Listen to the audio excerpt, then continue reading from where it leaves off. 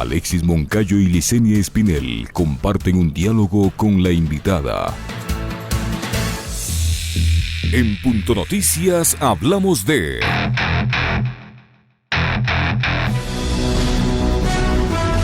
Varias organizaciones de derechos presentaron una acción de inconstitucionalidad al numeral 2 del artículo 150 del Código Orgánico Integral Penal ante la Corte Constitucional. Este señala que el aborto no será punible si el embarazo es consecuencia de violación a una mujer con discapacidad mental. De ahí que se propone declarar la inconstitucionalidad de la última frase, con lo cual se dejaría punible el aborto en caso de violación.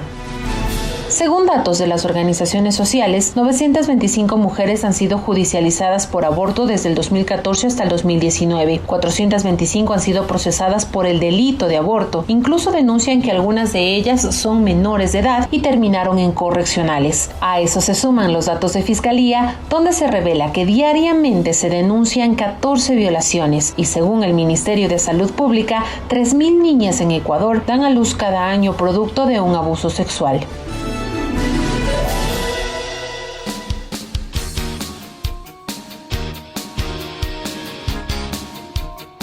8:12. Avanzamos con más información y entrevistas en Punto Noticias, primera emisión, y saludamos vía telemática coordinadora de la Clínica Jurídica Feminista de CEPAM en Guayaquil. Con ella vamos a hablar sobre esta acción que se ha presentado ayer por parte de colectivos y organizaciones de derechos humanos, como ya lo escuchamos en la presentación, una acción de inconstitucionalidad a la penalización del aborto por violación en nuestro país. Consuelo, buenos días, bienvenida. Le acompañamos a Alexis Moncayo y quien le habla, Licenia Espinel. ¿Qué esperan con la presentación de esta acción de inconstitucionalidad? ¿Qué se busca con la misma, tomando en cuenta lo polémico que se ha vuelto este tema? Muy buenos días, gracias por la invitación. Buenos días a todo el público que nos escucha. Con esta acción de inconstitucionalidad, las organizaciones buscamos sobre todo que se reconozca que el aborto en caso de violación sexual es un derecho de las mujeres que son víctimas de este tipo de delito. En este sentido debemos recalcar lo que ha dicho la Corte Interamericana de Derechos Humanos en cuanto a los hechos de violación sexual, que los califica como un hecho de tortura, un hecho tan traumático que en algunos casos puede llevar al suicidio, como en el caso Paola Guzmán versus Ecuador, que litigamos como CEPAM ante esta Corte, y en la cual se determinó que el suicidio de Paola fue a causa justamente del sometimiento a un abuso sexual continuado por parte del vicerrector, a causa de lo cual incluso llegó a estar embarazada. Entonces es importante sobre todo comprender que estamos hablando de personas, de mujeres que son afectadas gravemente en su salud física y mental, que por lo tanto el Estado debe garantizar su bienestar y su no revictimización en estos hechos, y que sobre todo es parte de la tutela efectiva de derechos el poder remover toda barrera que impida un acceso de las víctimas a la justicia, en este caso por un delito de violación sexual. Acá, Consuelo, muy buenos días, ¿cómo están? Acá hay que romper algunos esquemas, sobre todo esquemas mentales, ¿no, Consuelo? De tratar de mezclar asuntos de dogma religioso con estos casos que son en materia de derechos y que deberíamos como Estado empezar a trabajar en la progresividad precisamente de esos derechos, más aún cuando usted, por ejemplo, señalaba hace un momento que existen pronunciamientos de organismos internacionales que hablan de la necesidad de legislar precisamente beneficiando en este caso a las víctimas. ¿Cómo ve usted, de acuerdo a la configuración actual de la Corte Constitucional, la posibilidad de que se dé trámite a esta demanda que han planteado los grupos de mujeres? Bueno, nosotras pensamos que con una configuración actual de la Corte Constitucional hay probabilidades de que esto se dé. Muchas de las personas que están actualmente en Corte antes de ser jueces se pronunciaban favorablemente en el tema de levantar el tema de la punición en caso de violación sexual, cuando no se trata de una mujer con discapacidad. Entonces esperaríamos que en consecuencia y en coherencia a esos dichos antes de ser jueces, de que se pronuncien a favor. Sin embargo, obviamente, como bien lo han indicado, este es un tema que pasa por estereotipos, por dogmas, por prejuicios y sobre todo por posiciones políticas. No olvidemos que estamos en un periodo bastante complicado en el Ecuador, en el cual incluso estos temas pueden ser objetos y utilizados como una cuestión política.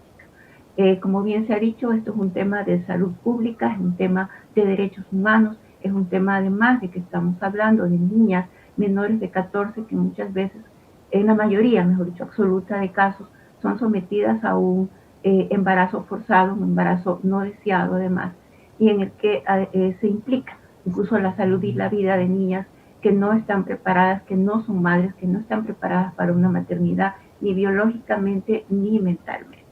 Sin embargo, ya vimos con la discusión que hubo en el Código Orgánico de Salud, cuyo proyecto no fue finalmente aprobado por el Ejecutivo, sino que fue enviado con sesión total, que esto está muy permeado de posiciones y de una visión no de política pública, sino de prejuicios y dogmas, poniendo en riesgo la salud y la vida de las mujeres, es decir, nuestras propias vidas, la vida de nosotras, son campo de batalla política, desgraciadamente, y no se da paso justamente a una reivindicación de derechos humanos. Consuelo, en caso de que ustedes presentaron ayer sea acogida por la Corte Constitucional y les den la razón y sea favorable a estos colectivos, ¿esto provocaría la suspensión de los procesos penales que enfrentan muchas mujeres por haber practicado un aborto tras haber sido violadas y quedarse embarazadas fruto de esa violación? Así es, ese cumplimiento inmediato, además porque es violación de derechos. Cuando se trata de vulneración de derechos, la Corte está en la obligación de hacerlo y aclarar que todos aquellos casos deben ser suspendidos porque violan derechos humanos. No se trata de una retroactividad como cuando se expide una ley, se trata de una interpretación constitucional de un artículo que a la luz de lo que dice actualmente los mandatos constitucionales resulta inaplicable y además inconstitucional. Sabemos obviamente que hay complicaciones, especialmente en la salud de las mujeres que deben someterse a abortos en condiciones ilegales e inseguras por precisamente el miedo a ser penalizadas cuando tienen que someterse a un tema como estos. Aún en los casos no punibles en el Ecuador, no olvidemos que el aborto no está absolutamente prohibido. Hay causales de no punición. El artículo 150 del COI establece las causales por las cuales no pueden ser sancionadas las mujeres que se someten a un aborto.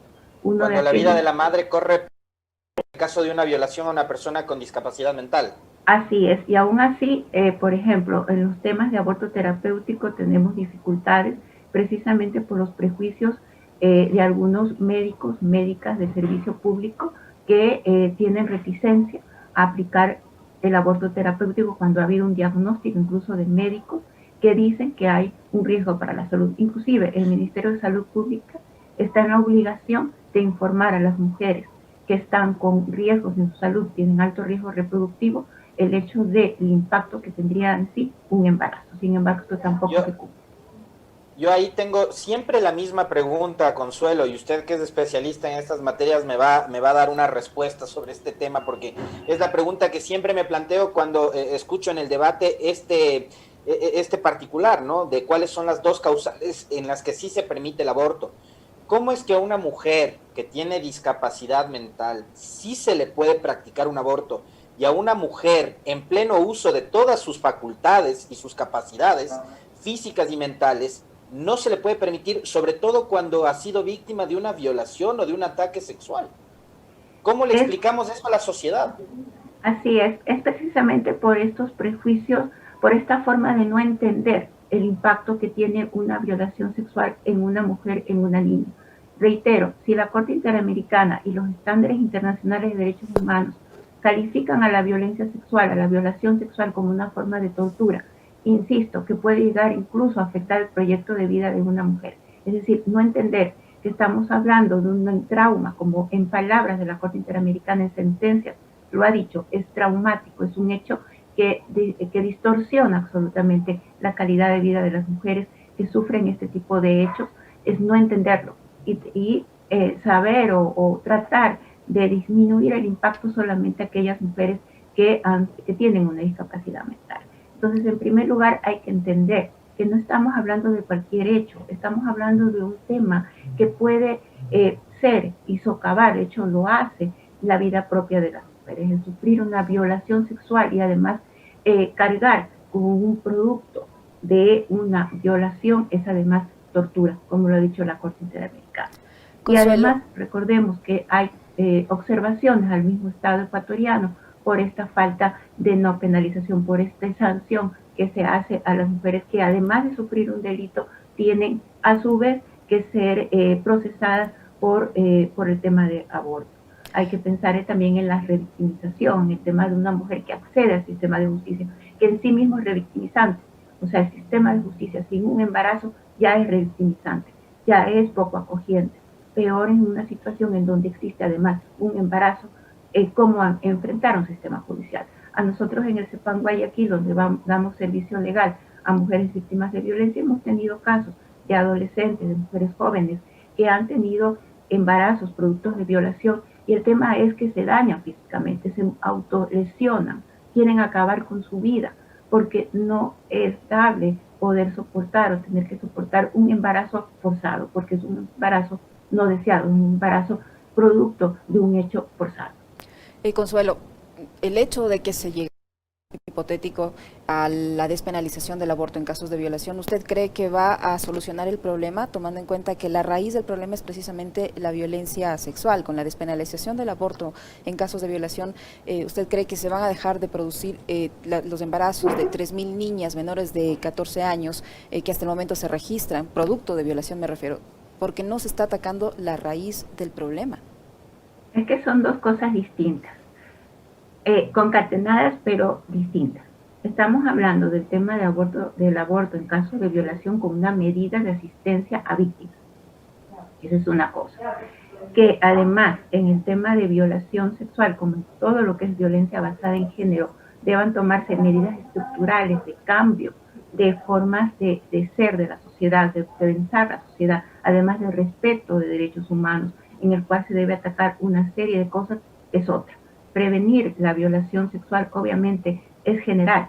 Tenemos que prevenir, tenemos que educar para no tener violadores, porque no solamente es una cuestión de autocuidado de víctimas, como siempre se ha dicho, no, es que las víctimas, las mujeres tenemos que cuidarnos, no, que las mujeres, no, es también el tema de educar a una sociedad para que no se genere violaciones, para que no se genere personas, hombres, que estén dispuestos a violar. Eso es una cosa. Y eso tiene que ver con cambios culturales, eso tiene que ver con reconocer que existe sexismo en el Ecuador, en la sociedad en general, es una cosa, y otra es remover un obstáculo, un tema de revictimización a víctimas que no pueden optar. Ojo, esto se llama opción, la opción de decidir por un aborto cuando hay un hecho de violencia. Siempre, además, hay este pensamiento de que si se despenaliza el aborto, las mujeres vamos a ir corriendo y en fila hacernos un aborto. Creo que no se entiende la mecánica de esto. Significa que las mujeres podamos decidir si queremos interrumpir un embarazo, en este caso producto de una violación. Esa es otra cosa. El tema, insisto, de prevenir la violencia basada en género tiene que ver con otros mecanismos de educación, tiene que ver con mecanismos de salud, tiene que ver con mecanismos de no impunidad. El mensaje errado que a veces da el Estado cuando deja en impunidad estos delitos es precisamente alentar a que sigan habiendo estos hechos porque no pasa nada. Justamente ayer hablábamos de femicidio, hablábamos de que 8 mujeres en lo que va de noviembre han sido víctimas de violencia machista. Cuando no hay una respuesta firme de parte del Estado, estos hechos continúan porque se da cuenta de que no pasa nada, y eso es otra cosa.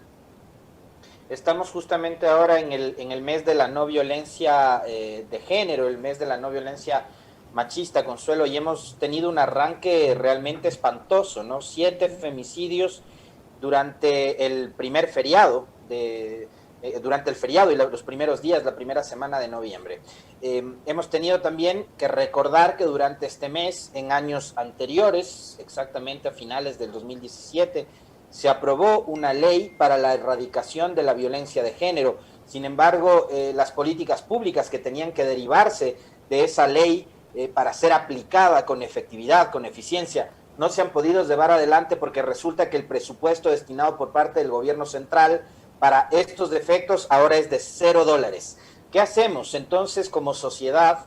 ¿Qué hacemos los ecuatorianos para nuevamente retomar, recobrar esos proyectos que tienen que ver mucho con el trabajo y la lucha constante, permanente de organizaciones de mujeres, de derechos humanos, en las que también deberíamos involucrarnos los hombres, los jóvenes, los adultos mayores. O sea, esta es una cuestión y esta es una lucha y una batalla constante que debería ser de todas y todos, Consuelo. ¿Qué hacemos entonces para como sociedad llenar esos vacíos que nos ha ido dejando el Estado?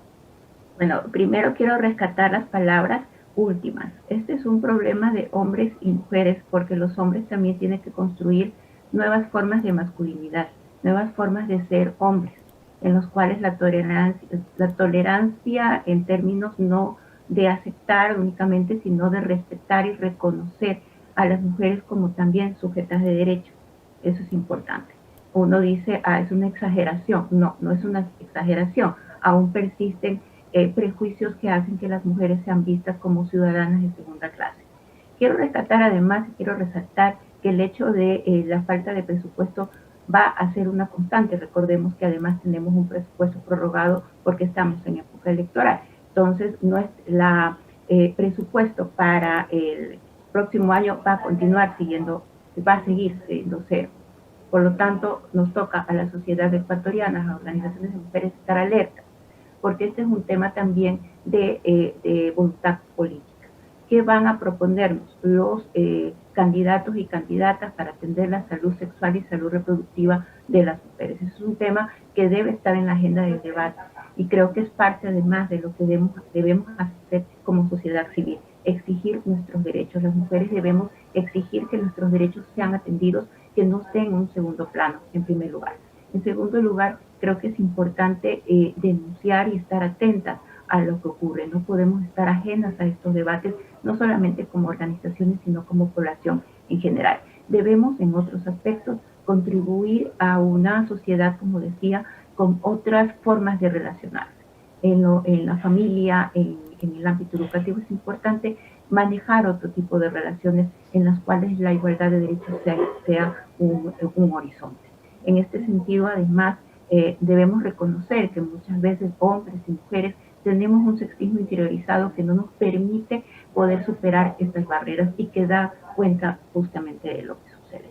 Es importante además, insisto, el exigir que se dé presupuesto a la ley que se aprobó en el 2018. Antes de esa época, antes del 2017, el presupuesto para campañas, no hemos visto otras campañas como las que se hizo entre el 2007 al 2017, donde hubieron 3 campañas de promoción y de prevención en el tema de violencia basada en género, que mucha gente recordará cuando decíamos de Acción Ecuador, el machismo es violencia.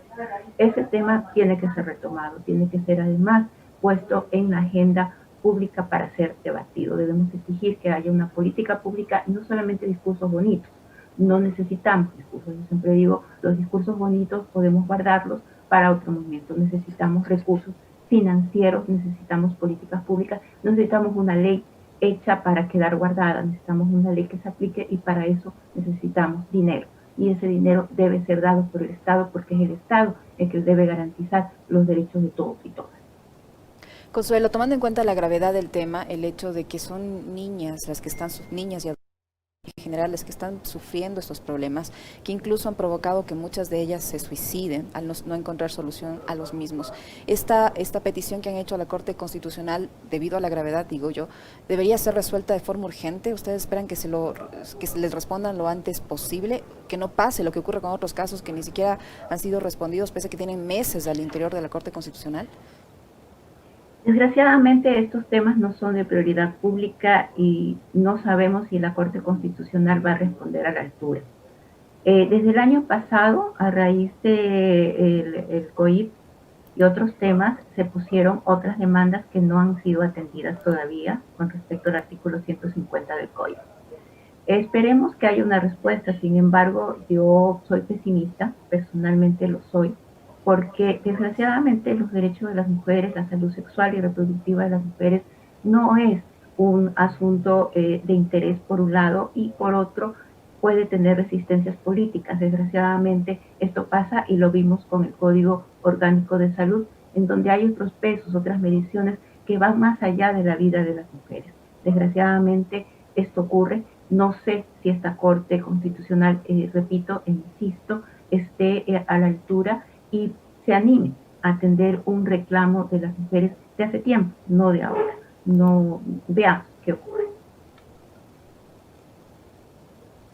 No sé si Liz tiene alguna otra pregunta. Sí, yo quisiera pedirle a Consuelo, sí, Alexis, quisiera pedirle a Consuelo que nos dé a conocer las cifras para ver si, nuevamente, insistiendo en las cifras que provoca este problema, cuántas niñas, cuántas adolescentes están embarazadas fruto de una violación, cuántas han sido violadas, cuántas han muerto por practicarse abortos no seguros en medio de su desesperación, cuántas se han suicidado, a ver si así las autoridades de la Corte Constitucional se sensibilizan y se sensibiliza a la sociedad en su conjunto ante una problemática que está aquí, que está presente, que no se ha ido, que no se va a ir y frente a la cual no se está haciendo absolutamente nada del lado estatal, del lado de las autoridades. Consuelo. En ese sentido, recojo las cifras que ustedes dieron al principio, pero además añado otras. De acuerdo a las investigaciones que han hecho, por ejemplo, el Frente de Derechos Sexuales y Derechos Reproductivos del Ecuador, aproximadamente el promedio de violaciones diarias son 11. 11 mujeres diariamente son víctimas de violencia sexual.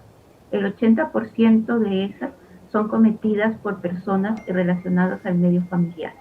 Por otra parte, el aborto, la mayoría, obviamente, 8 de cada 10 embarazos en menores de 14 años termina en un aborto.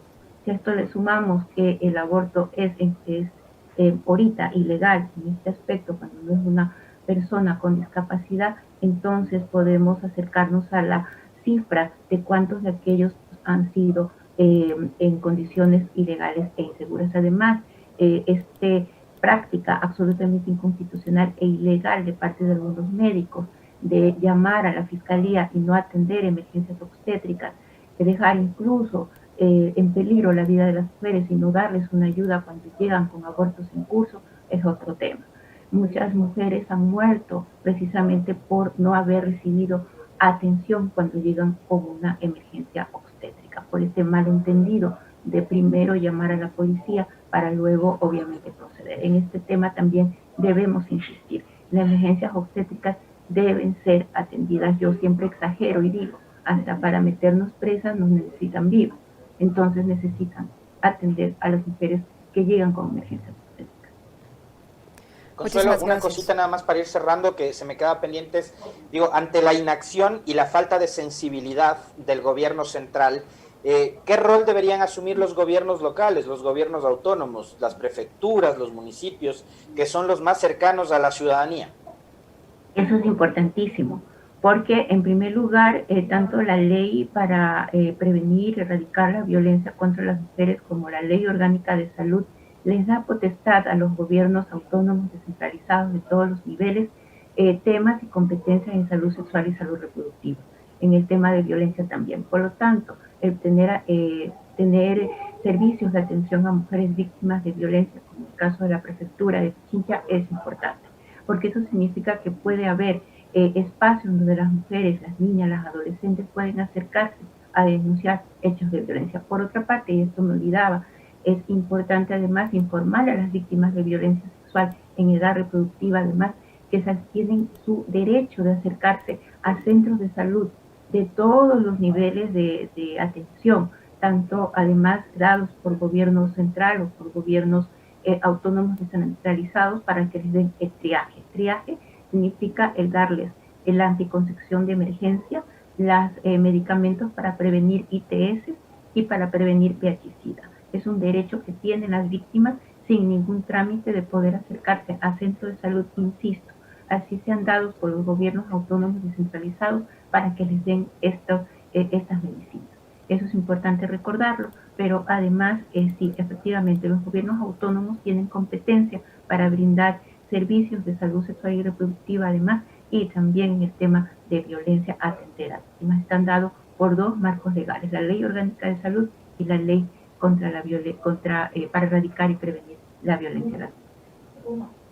Muchísimas gracias a Consuelo Bowen, coordinadora de la Clínica Jurídica Feminista de la SERMAN en la ciudad de Guayaquil. Ustedes han escuchado, esta problemática sin duda da para comentarlo, para debatirlo mucho. Es muy importante lo que acaba de decir al final de este diálogo, Alexis, sobre estos derechos, sobre esta asistencia médica que pueden tener las niñas, los adolescentes que lamentablemente están pasando por esta problemática, porque no solo es la violación, mira tú, con suerte una niña no queda embarazada fruto de una violación, pero nadie sabe si la persona que la violó le contagió de algo, por ejemplo. Correcto. Y ya empezó de forma tan abrupta su vida sexual. ¿Qué va a pasar con esta niña después si no tienen una guía correcta de a lo que se expone? Me parece muy importante el hecho que puedan proveerle un anticonceptivo, y si ese rol lo pueden desempeñar los gobiernos autónomos descentralizados, pues qué mejor que lo hagan, ya que no tenemos atención del lado del gobierno central, pues que lo hagan los gobiernos seccionales. Me parece muy, muy importante, Alexis.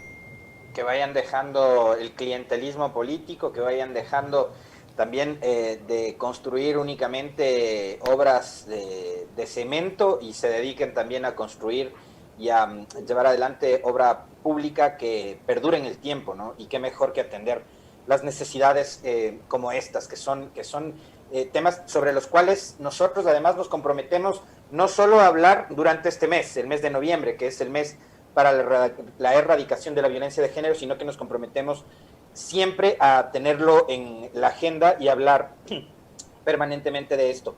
En buena hora que haya gobiernos locales, como señalaba Consuelo, que sí se están preocupando y que se están ocupando de estos temas. La pandemia, el encierro, la cuarentena, el confinamiento hizo que la violencia en los hogares recrudezca y que aumente. Imagínense, los hogares convertidos en el lugar más peligroso para las mujeres.